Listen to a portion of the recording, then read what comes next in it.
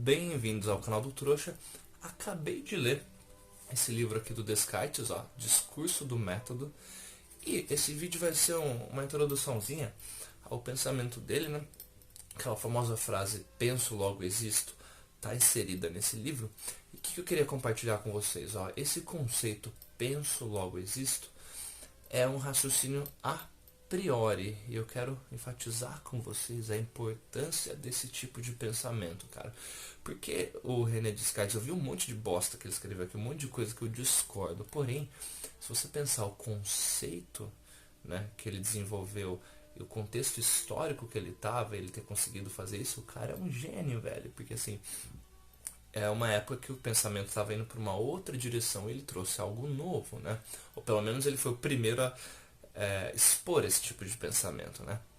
E um pouquinho sobre esse livro, ó, ele tem um pouquinho de epistemologia, tá? Epistemologia, para quem não sabe, é o estudo do conhecimento, tá? Então é um pouquinho das bases ali.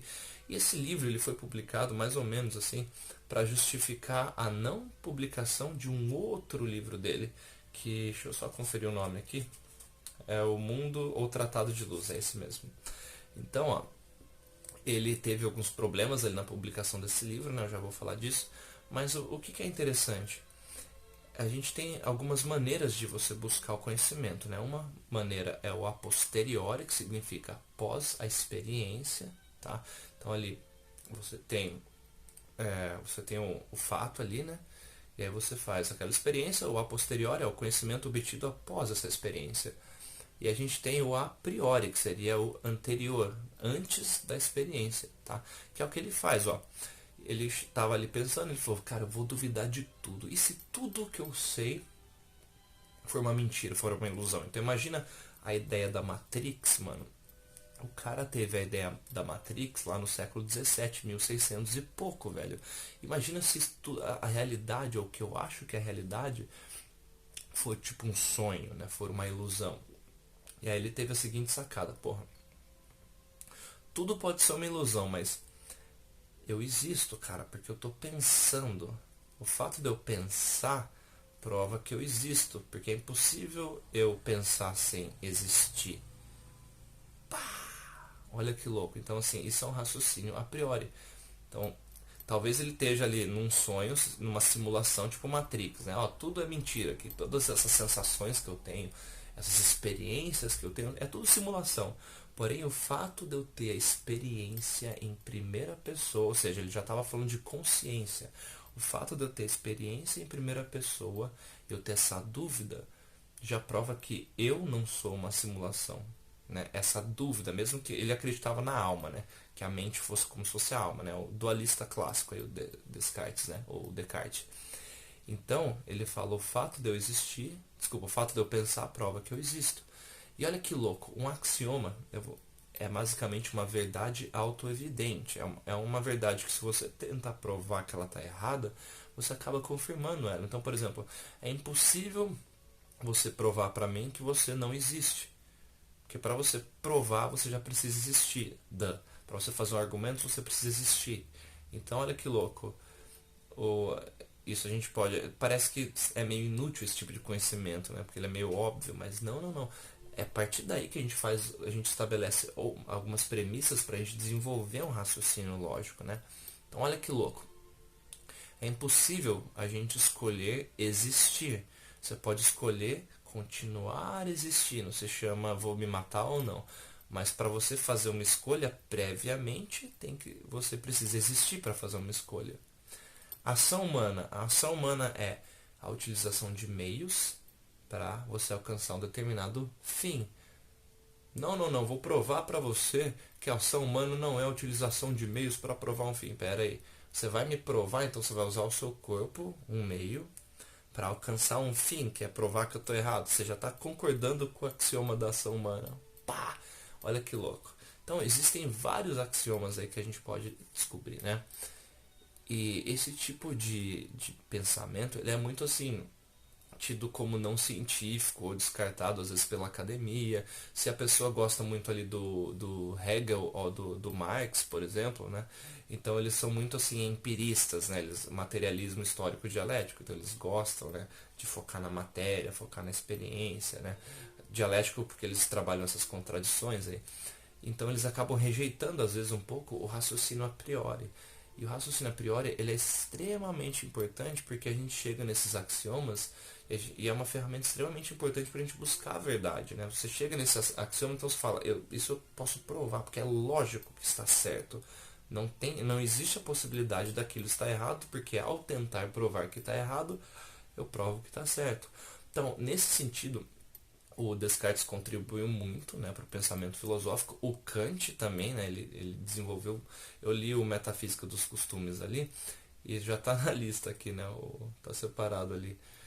É que Kant é um pouco cansativo de ler, cara, mas eu vou fazer alguns vídeos sobre ele também. Então, ó, por que esse livro, o trabalho do Descartes é tão importante? Ele começou a desenvolver esse pensamento racional aí, da gente usar um raciocínio a priori. Então, isso causou assim um movimento filosófico muito grande, né? Uma mudança assim, no pensamento filosófico. Ele já foi refutado em alguns aspectos, né? No dualismo e outras coisas. Tem algumas coisas que ele colocou no livro que ele nem tinha conhecimento ainda que a gente tem hoje, então você tem que considerar isso também. Mas é um livro que eu recomendo, ao Discurso do Método, para você ter uma introdução a esse pensamento e já leia com essa mentalidade. Ó. O Descartes vai passar o livro inteiro tentando tirar o dele da reta, porque o Galileu publicou algumas coisas que deixou o pessoal da Inquisição puto. Então, assim, né, ele publicou algumas coisas, aí o Descartes estava desenvolvendo um trabalho dele, ele falou, não vou publicar não, cara, se eu publicar isso agora, pode ser que eu vá rodar, né, que eu possa ser preso, enfim, que eu tenho que me retratar. E aí ele passa o livro inteiro justificando isso, né, tanto é que assim, você repara que os conceitos básicos ali da época, ele fala, ó, tô duvidando de tudo, mas nisso de duvidar de tudo eu descobri que Deus existe. E aí ele vai tentar provar que Deus existe, né, com um argumento mais ou menos assim, eu sou imperfeito, mas eu consigo imaginar coisas perfeitas. Então, não pode ser que eu, sendo imperfeito, imagine algo perfeito simplesmente que saiu de mim, essa ideia de algo perfeito. Então, um ser perfeito tem que existir. Porque esse ser perfeito, que é Deus, obviamente que é Deus, colocou essa ideia de perfeição dentro de mim. Então tem um pouquinho de perfeição dentro de mim, e essa perfeição veio desse ser perfeito. Então ele tenta dar um argumento mais ou menos assim para provar que Deus existe, né? O que, ao meu ver, é uma besteira. Porque assim, seres imperfeitos podem criar coisas perfeitas, né? A ideia de perfeição já é um conceito assim relacionado à nossa experiência do mundo. Então, assim, você vê um círculo ali, né? Você fala, esse círculo é perfeito. Então, esse conceito de perfeito já tem a ver com simetria, né?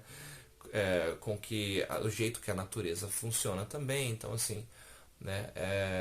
Basicamente, o conceito de perfeito é uma concepção humana daquilo que a gente está acostumado a ver como normal, né? Ou ideal, às vezes a gente idealiza, ó, deveria ser assim, né?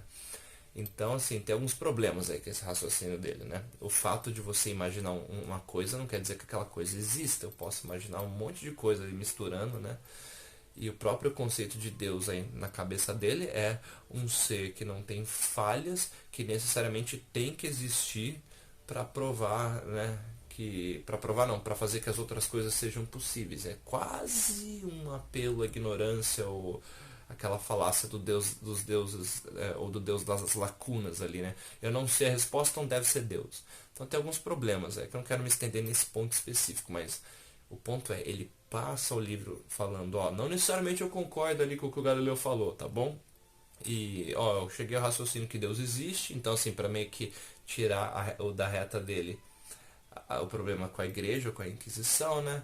Ele já fala ali que talvez ele esteja errado. Olha, eu sou um ser humano falho, pode ser que eu tenha feito alguns erros. Se você vê algum erro no meu tratado, manda para o meu editor, eu vou me retratar se eu tiver. Então, assim, ele tem uma postura bem humilde, mas fica claro ali, quando você entende o contexto histórico, que ele estava com medo de ter algum problema com a Inquisição. Fica evidente ali, você lê no livro, tá? Então, ó, qual a importância desse pensamento do Descartes aí? Existe mais de uma forma de você buscar a verdade. Existem muitas reflexões que você pode fazer. Simplesmente, a gente tem um conceito na nossa cabeça. Para a gente transmitir esse conceito, a gente usa palavras. Uma vez que eu uso uma palavra para definir um conceito, eu falo, ó, essa palavra eu estou usando para definir esse conceito, essa ideia. E aí você vai entrar num debate, aí você já tem um norte ali. Então não fica um debatendo maçã, outro debatendo banana. Você já tem um norte do que está sendo discutido. Aí você fala, esse conceito significa tal ideia, né? E eu tenho essa premissa aqui, essa premissa aqui. Dessas duas premissas que eu sei que estão certas, você derivou de um pensamento a priori, eu faço uma conclusão. E aí, se você estiver defendendo isso com argumentos, ali debatendo com alguém, a pessoa vai atacar essas premissas e tal. Mas se for um axioma, a pessoa tentar provar que está errado, vai confirmar que está certo. Por isso que é tão importante.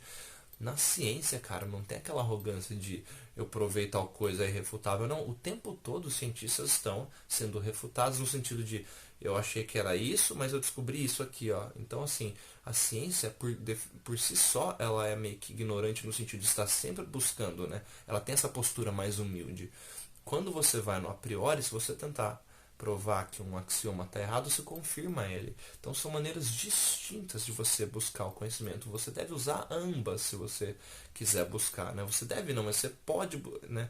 Ou deveria pelo menos, né? Faz mais sentido você usar ambas para buscar a verdade, não só você só fazer raciocínio a priori, ou você ser aquele empirista que, não, só existe o material, né? Esse negócio de você ficar pensando aí, tentar deduzir logicamente, é tudo besteira.